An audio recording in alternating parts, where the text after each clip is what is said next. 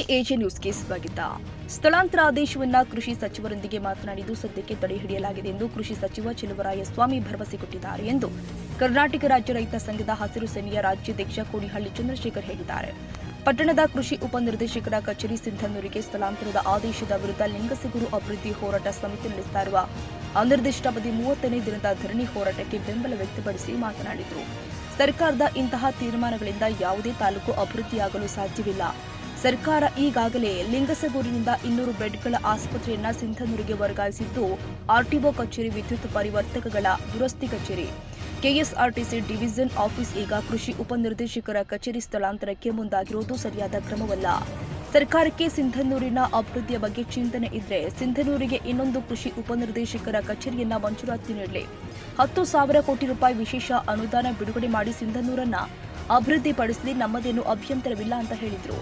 ಬ್ರಿಟಿಷರ ಕಾಲದಿಂದಲೂ ಇಲ್ಲಿ ಕಾರ್ಯನಿರ್ವಹಿಸ್ತಾ ಇರುವ ಕಚೇರಿಗಳನ್ನ ಒಂದೊಂದಾಗಿ ಸಿಂಧನೂರಿಗೆ ವರ್ಗಾಯಿಸುತ್ತಿರುವುದು ಯಾವ ನ್ಯಾಯ?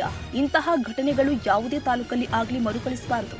ಅಧಿಕಾರಿಗಳು ಸರ್ಕಾರಕ್ಕೆ ಮತ್ತು ನಿಷ್ಠೆ ವರದಿಯನ್ನ ಸಲ್ಲಿಸಬೇಕು. ತಪ್ಪು ಮಾಹಿತಿಯನ್ನ ಸಲ್ಲಿಸಿದ ಕಾರಣಕ್ಕಾಗಿ ಇಂತಹ ಘಟನೆಗಳು ಜರುಗುತ್ತವೆ ಎಂದಿದ್ದಾರೆ. ತಮ್ಮ ಕ್ಷೇತ್ರದ ಬಗ್ಗೆ ಇಲ್ಲಿನ ರಾಜಕಾರಣಿಗಳು ಹೆಚ್ಚು ಗಮನ ಹರಿಸಬೇಕಾಗಿದೆ. ಇದೇ ರೀತಿ ಒಂದೊಂದಾಗಿ ಸರ್ಕಾರಿ ಕಚೇರಿಗಳು ವರ್ಗಾವಣೆಗೊಂಡ್ರೆ ಮುಂದೆ ಕ್ಷೇತ್ರದ ಅಭಿವೃದ್ಧಿಯಾಗುವುದಾದ್ರೂ ಹೇಗೆ? ನೀವು ಮತದಾರ ಹತ್ತಿರ ಹೋಗಿ ಹೇಗೆ ಮತ ಕೇಳ್ತೀರಿ?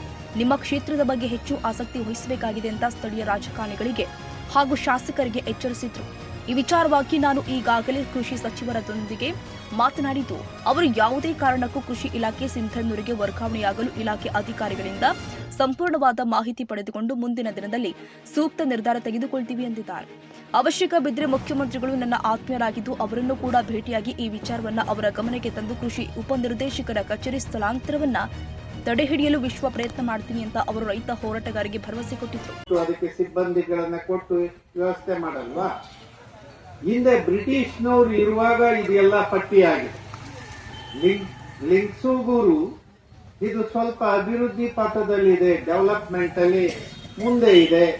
ಇದು ಎಲ್ಲಾ ತಾಲೂಕುಗಳಿಗೆ ಅಕ್ಕಪಕ್ಕ ಇರ್ತಕ್ಕಂಥ ಹಳ್ಳಿಗಳಿಗೆ ಕೇಂದ್ರ ಇದೆ. ಆ ಕಾರಣಕ್ಕೆ ಇಲ್ಲಿ ಇಂತಿಂತ ಇಲಾಖೆಗಳು ಇರಲಿ ಅಂತ ಹೇಳಿ ಮಾಡಿದ್ದಾರೆ. ಅವತ್ತು ರಾಜಕಾರಣ ಇರಲಿಲ್ಲ.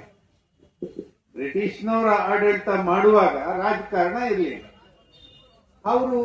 ಅವರಿಗೆ ಯಾವ ಅಂಕಿ ಅಂಶಗಳು ಅಥವಾ ಲೆಕ್ಕಾಚಾರಗಳು ಕರೆಕ್ಟ್, ತಾವು ತಗೊಂಡ್ತಕ್ಕಂತ ಕೆಲಸ ಪಕ್ಕದ ಕ್ಷೇತ್ರದವರು ಮಾಡಿದ್ರೆ ಅದು ಕೂಡ ತಪ್ಪೆ. ಈಗ ನಾನು ಯಾವ್ದಾದ್ರು ಈ ಕಡೆ ತಾಲೂಕು ಆ ಕಡೆ ತಾಲೂಕಿಗೂ ಮಾಡ್ತಾ ಇದ್ದಾರೆ ಅಂದ್ರೆ ನಾನು ಅವ್ರಿಗೂ ಕೂಡ ತಪ್ಪಂತ ಹೇಳ್ತೀನಿ.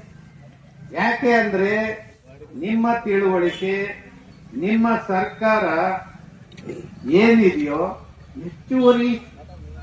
ಹೆಚ್ಚುವರಿಯಾಗಿ ಒಂದು ಇಲಾಖೆಯನ್ನ ಹಾಕ್ಸ್ಕೊಳ್ರಿ. ಇಲ್ಲಿ ಯಾವುದು ಉಪ ನಿರ್ದೇಶಕರು 2 ಇದೆಯಲ್ಲ, ಬೆಂಗಳೂರಿಂದ ಮುಖ್ಯಮಂತ್ರಿ ಕೈಲಿ ಅಲಾಟ್ ಮಾಡಿಸ್ಕೊಂಡು ಹಾಕ್ಸ್ಕೊಳಪ್ಪ. ಅಲ್ಲಿ ಯಾರು ಶಾಸಕ ಹಾಕ್ಸ್ಕೋ, ಇನ್ನೊಂದು AC ಆಫೀಸ್ ಹಾಕ್ಸ್ಕೋ, ಇನ್ನೊಂದು DC ಆಫೀಸೇ ಹಾಕ್ಸ್ಕೋ, ಜಿಲ್ಲೆ ಮಾಡಿಸ್ಕೊಂಡು. ಅದಕ್ಕೆ ಯಾರು ಅಬ್ಜೆಕ್ಷನ್ ಮಾಡ್ತಾರ? ಅದು ಬಿಟ್ಟು ಎಲ್ಲೋ ಇರ್ತಕ್ಕಂತ ಸವಲತ್ತನ್ನ ತಾನು ಅಧಿಕಾರದಲ್ಲಿ ಇದೀನಿ ಅಂತೇಳಿ ತಗೊಳ್ಳೋದು ತಪ್ಪಾಗುತ್ತೆ. ಅದನ್ನ ಕೈ ಬಿಡ್ರಿ. ನಿಮ್ಮ ತಾಲೂಕಿನ ಅಭಿವೃದ್ಧಿಯನ್ನ ನೀನು ಹೆಂಗೆ ಕಾನ್ಸಂಟ್ರೇಟ್ ಮಾಡ್ತೀಯೋ, ಈ ತಾಲೂಕಿನ ಕ್ಷೇತ್ರಕ್ಕೆ ಸಂಬಂಧಪಟ್ಟಂಗೆ ಇಲ್ಲಿಯವರು ಆ ಜವಾಬ್ದಾರಿಯನ್ನ ಮಾಡ್ತಾರೆ. ಆಡಳಿತದ ಅಧಿಕಾರ ನಿಮ್ಮ ಹತ್ರ ಇದೆ ಅಂತೇಳಿ ತಪ್ಪು ಮಾಡಕ್ ಹೋಗ್ಬಾರ್ದು. ಆಯ್ತು, ನಾಳೆ ಸಿಂಧನೂರೇ ಇಟ್ಕೊಳ್ಳಿ, ಅಲ್ಲಿ ವಿಪಕ್ಷದಲ್ಲಿ ಬರ್ತಕ್ಕಂತ ಶಾಸಕ ಗೆಲ್ತಾನೆ ಅಂತ ಇಟ್ಕೊಳ್ಳಿ. ನಾಳೆ ಲಿಂಗಸೂಗೂರಲ್ಲಿ ಅಧಿಕಾರದಲ್ಲಿ ಇರ್ತಕ್ಕಂತ ಶಾಸಕ ಗೆಲ್ತಾನೆ ಅಂತ ಇಟ್ಕೊಳ್ಳಿ. ಅವಾಗ ಮತ್ತೆ ಈ ಕಡೆಗೆ ವರ್ಗಾವಣೆ ಮಾಡ್ಕೋಬಹುದಲ್ಲ. ಅಂದ್ರೆ ಈ ನಡವಳಿಕೆಯೇ ತಪ್ಪು. ಇದು ಈ ತಪ್ಪು ಸಂಪ್ರದಾಯವನ್ನ ಮಾನ್ಯ ಸಿದ್ದರಾಮಯ್ಯನವರ ಸರ್ಕಾರ ಮಾಡಬಾರ್ದು. ಅವರು ಕಾಂಗ್ರೆಸ್ ಇಂದಲಾದ್ರೂ ಗೆದ್ದಿರ್ಲಿ, ಬಿಜೆಪಿಯಿಂದಲಾದ್ರೂ ಗೆದ್ದಿರ್ಲಿ, JDS ಅಲ್ಲಿ ಗೆದ್ದಿರ್ಲಿ, ಯಾವುದೇ ಪಕ್ಷದಲ್ಲಿ ಗೆದ್ದಿರ್ಲಿ, ಈ ತಾರತಮ್ಯವನ್ನ ಹುಟ್ಟಾಕ್ತಕ್ಕಂತ ಪ್ರಕ್ರಿಯೆ ಯಾವುದೇ ಸರ್ಕಾರದಲ್ಲಿ ಆಗಬಾರ್ದು. ಇದನ್ನು ಮೀರಿ ನಿಮ್ಗೇನಾದ್ರೂ ಮುಖ್ಯಮಂತ್ರಿಗೆ ಸಿಂಧನೂರಿಗೆ ಏನೇನ್ ಕೊಡಬೇಕು ಜೊತೆಗೆ ಜವಾಬ್ದಾರಿ ಕೂಡ ಮುಖ್ಯ ಆಗುತ್ತೆ. ಇಲ್ಲಿ ಸರ್ಕಾರಗಳು ಮಾಡುವಂತ ತಪ್ಪೇನಿದೆ, ಈ ರೀತಿ ತಪ್ಪುಗಳು ಯಾವುದೇ ಸಂದರ್ಭದಲ್ಲಿ ಮುಂದುವರಿಬಾರದು.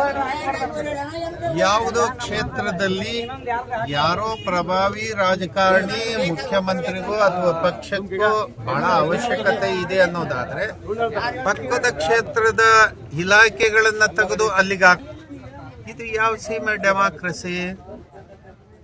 ನೀವು ಬಲಾಢ್ಯರು ಮತ್ತೊಂದು ಬಲಹೀನ ಇರ್ತಕ್ಕಂಥವ್ರನ್ನ ಕಿತ್ಕೊಂಡು ಆ ಕಡೆಗೆ ಸೆಳೆಯೋದಾದ್ರೆ ಇದು ಹೆಂಗೆ ಸರಿಯಾಗುತ್ತೆ? ಇದು ಡೆಮಾಕ್ರಸಿ ಅಲ್ಲ, ಇದು ಉಲ್ಲಂಘನೆ ಮಾಡ್ತಾ ಇದ್ದೀರಿ. ಒಂದು ಕ್ಷೇತ್ರದಲ್ಲಿ ಇರ್ತಕ್ಕಂಥ ನಾಗರಿಕರ ಮೇಲೆ ಆಗ್ತಕ್ಕಂಥ ಬಹಳ ಆಘಾತಗಳು ಇದು ಒತ್ತಡಗಳಾಗತ್ತೆ.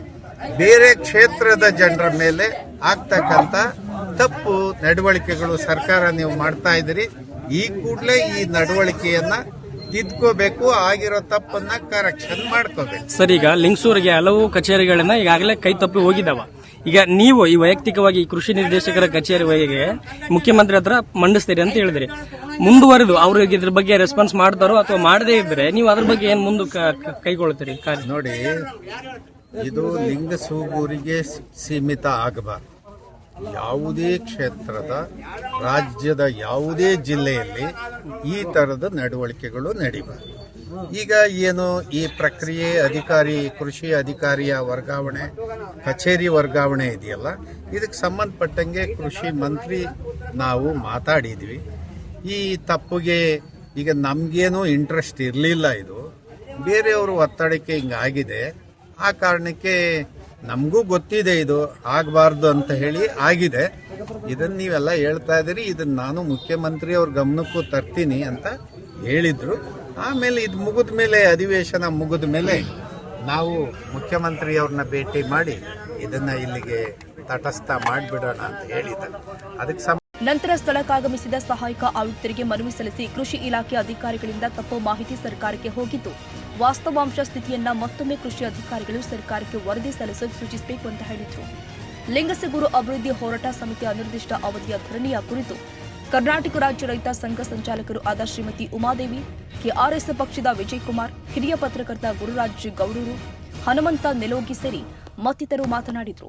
ಈ ಸಂದರ್ಭದಲ್ಲಿ ಕರ್ನಾಟಕ ರಾಜ್ಯ ರೈತ ಸಂಘ ಹಾಗೂ ಹಸಿರು ಸೇನೆಯ ಜಿಲ್ಲಾಧ್ಯಕ್ಷ ಶಿವಪುತ್ರ ಗೌಡ ನಂದಿಹಾಳ, ತಾಲೂಕು ಅಧ್ಯಕ್ಷ ದುರ್ಗಾಪ್ರಸಾದ್, ಜಿಲ್ಲಾ ಕಾರ್ಯಾಧ್ಯಕ್ಷ ಆನಂದ್ ಈಚನಾಳ, ನಿವೃತ್ತ ತಹಸೀಲ್ದಾರ್ ಅಮರೀಶ್ ಹಂದೂರ್, ಸುಭಾಷ್ ಪಲ್ಯದ್, ಹನುಮಗೌಡ, ಸದಾನಂದ ನಿರ್ಲಕೇರಿ, ಭಾರತೀಯ ಪ್ರಜಾಸೇನೆಯ ತಾಲೂಕು ಅಧ್ಯಕ್ಷ ಮೌನೇಶ್ ಹೊನ್ನಳ್ಳಿ, ಸಹದೇವಪ್ಪ ಕರಡಿ, ಹಾಜಿ ಬಾಬು, ಬೋಧನಾಯಕ ಹೋರಾಟಗಾರ ಅಮರೀಶ್ ಗೋಸ್ತೆ ಸೇರಿ ವಿವಿಧ ಕನ್ನಡಪರ ಸಂಘಟನೆಗಳ ಮುಖಂಡರು ಹಾಗೂ ವಿವಿಧ ಸಮಾಜದ ಮುಖಂಡರು, ರೈತ ಮಹಿಳೆಯರು ಧರಣಿಯಲ್ಲಿ ಪಾಲ್ಗೊಂಡಿದ್ದರು.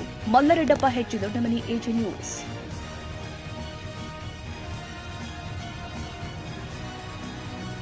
ಕನ್ನಡಿಗರ ಮೆಚ್ಚಿನ ನಿಮ್ಮ ಎಜೆ 24/7 ನ್ಯೂಸ್ ಕನ್ನಡ ವಾಹಿನಿ ಇದೀಗ ಟಿವಿಯಲ್ಲಿ ಲಭ್ಯ. ವೇಳೆ ನೋಟಿಸ್ ಕೊಟ್ಟಿದ್ರೆ ವಾಪಸ್ ತಗೋತೀವಿ. ಇವತ್ತು ವಕ್ಫ್ ಪ್ರಾಪರ್ಟಿ ಅಂತೇಳಿ ಬರ್ತದೆ ಅಂತ ಹೇಳಿದ್ರೆ ರೈತರು ಬೀದಿಗೆ ಬದಲು ಏನ್ ಮಾಡ್ಬೇಕಾಗತ್ತೆ? ಯಾರು ವೋಟ್ ಹಾಕಲಿಲ್ಲ ಅಂದ್ರೆ ಗ್ಯಾರಂಟಿನೆಲ್ಲ ಸ್ಟಾಪ್ ಮಾಡ್ಬಿಡ್ತೀವಿ.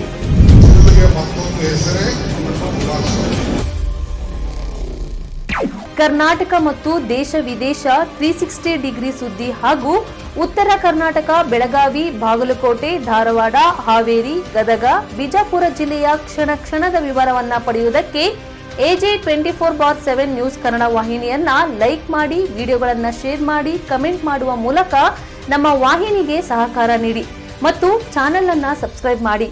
ಧನ್ಯವಾದಗಳು.